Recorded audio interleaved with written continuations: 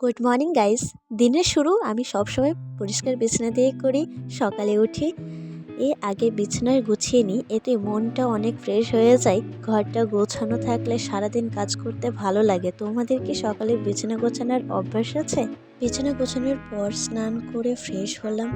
সকালের স্নান করলে মনটা একদম হালকা হয়ে যায়। এটা ভালো দিন শুরু করার জন্য আমার কাছে এটা বেস্ট একটা অপশন। ফ্রেশ হয়ে প্রথমে একটু সময় নিয়ে পূজা করলাম। সকালের ভগবানের কাছে দুটো প্রার্থনা করলে মনটা অনেক শান্তি থাকে।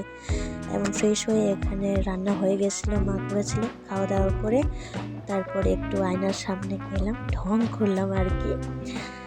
ঢং করতে করতে এখানে আমি রেডি হয়ে পড়লাম। হসপিটাল যাব বলে আমি বেরিয়ে পড়েছি।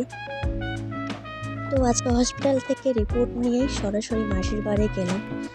যাওয়ার কারণ হচ্ছে গোপালকে আনতে গেছিলাম। গোপালটা ছিল মাসির, কিন্তু মাসির আত্মীয়ের কেউ একজন মারা গেছে, তাই এইসব আমি ক্যামেরাতে আনতে পারিনি, কারণ আমার দুটোই হাতে ব্যাগ ছিল, গোপালের জিনিস ছিল তাই। তো ফাইনালি আমি গোপালকে আনলাম এবং এসেই ভোগ দিলাম। তো আজকের মতো এখানেই। ভালো লাগলে কমেন্ট করবে, লাইক করবে এবং চ্যানেলটি সাবস্ক্রাইব করে দেবে। টাটা।